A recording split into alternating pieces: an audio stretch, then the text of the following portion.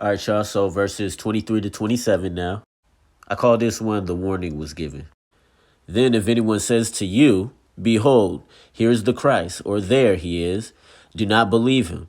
For false Christs and false prophets will arise and will show great signs and wonders, so as to deceive, if possible, even the elect. Behold, I have told you in advance. Again, I want to point out Jesus is talking directly to his disciples. He's not speaking arbitrarily. He's not speaking about a future generation to come. He is warning his immediate audience that they will see these things in their generation. And because he is telling them ahead of time, they will not be deceived. These false messiahs have continued the trend of appearing throughout history since then. You would think at this point people would not be deceived, but they are. And unfortunately, we as a people don't like learning from the past. Therefore, if they say to you, behold, he is in the wilderness, do not go out, or behold, he is in the inner rooms, do not believe them. For just as the lightning comes from the east and appears even to the west, so will the coming of the Son of Man be. Verse 26, we see Jesus telling them not to go out wherever they lead them. A couple of these characters mentioned earlier, the ones who were claiming to be somebodies, actually did lead people into the wilderness. So again, Jesus' very words were fulfilled in history. We only needed a few examples to prove that point. Next, what Jesus says about his coming being like the lightning coming from the east to the west is to say it won't be a secret. This will be an event that everyone sees. I would also like to add that Jesus is not said to mention the resurrection here. So whatever coming this is, it is not the ultimate and final coming. Rather, this is a coming judgment of a particular generation, the generation that killed him. We know this is judgment language because we see parallels in the Old Testament scriptures. Though Moses was the one Yahweh used to deliver the people from Egypt and bring them into the land, he said it was he himself who came down to do that. See Exodus chapter 3, verses 7 and 8. Yahweh would also come down in a thick cloud accompanied by thunder and lightning. See Exodus 19, verses 16 to 17 and chapter 20, verse 18. Zechariah said Yahweh blows his trumpet and goes forth with arrows like lightning and the storms of wind. That's Zechariah 9 and 14. Before the death of Moses, Yahweh came down from Sinai, shining forth from Mount Paran, accompanied by flashes of lightning. See Deuteronomy 33, verses 1 and 2. So a visible coming of Yahweh or Jesus did not have to necessitate them appearing in a physical manner in the way we imagine it. In fact, Jesus said many times that he would come in the glory of his Father with the angels and with the clouds of heaven. So this language about coming on the clouds, how Jesus told Caiaphas and the chief priests, you will see the Son of Man seated at the right hand of power and coming with the clouds of heaven. You know what I'm saying? In the glory of the Father. Like that doesn't just because somebody else may jump to the conclusion that means Jesus will come back physically. It doesn't have to be that way, though. It doesn't have to be that he's coming back physical. All he's saying is that you will see the Son of Man coming with the clouds of heaven. That could just be Jesus. That could have just been Jesus saying that he was going to come against them in the same way Yahweh came against the gods of Egypt. This will be an event that everyone sees, the coming of the Son of Man.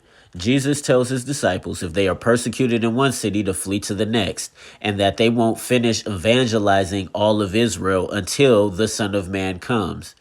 So Jesus is saying that the Son of Man came before they finished evangelizing all of Israel. So again, this is more evidence showing that parousia that he's talking about has nothing to do with the great white throne judgment. He was coming in a particular way to do a particular thing, and it was against that generation. Here we have again more evidence showing that this coming of the Son of Man has to do with the judgment against the city and the sanctuary, and not the resurrection. Continuing on, Jesus says, woe to those who are pregnant and to those who are nursing babies in those days, for there will be great distress upon the land. That word right there for distress is thalipsis. There will be great distress upon the land and wrath against this people. and they will fall by the edge of the sword and will be led captive into all the nations. And Jerusalem will be trampled underfoot by the Gentiles until the times of the Gentiles are fulfilled. Now, here's a question. I doubt it's going to be answered, but to those who would disagree with me here, how do you understand what was just said there? What do you think Jesus meant by this great distress being upon that land, and also a wrath against that people? What is that? What do you do with that? How do you explain that?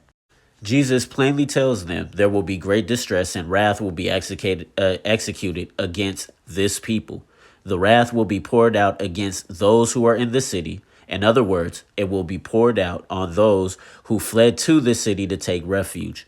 All that talk about those who would fall by the sword and be led into captivity into all nations, Eusebius speaks on it per the writings of Josephus. Again, it's in all of chapter 6 in book 3. He even mentions the countries that the captives are taken into, like Egypt being one of them.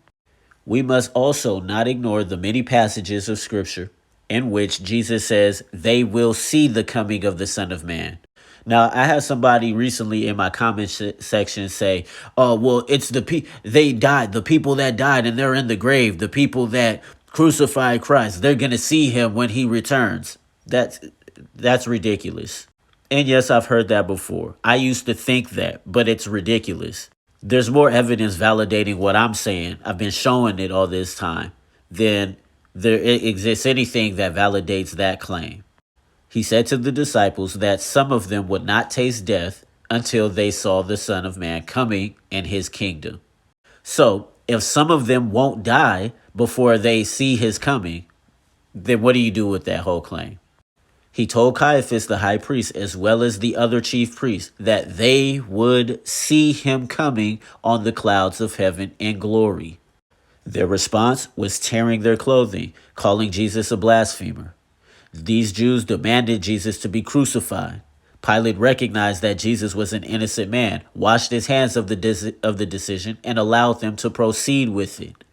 The Jews astonishingly pronounced a prophecy over themselves, saying, "His blood be on us and our children."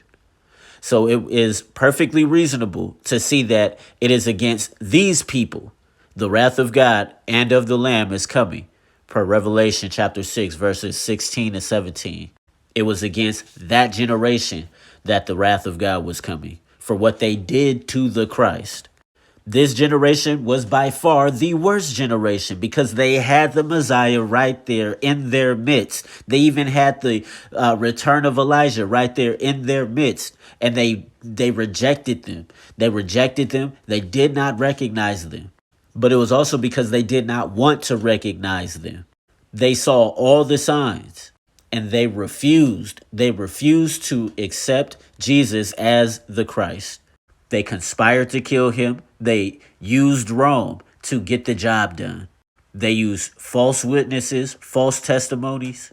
They demanded a murderous zealot to be released rather than Jesus.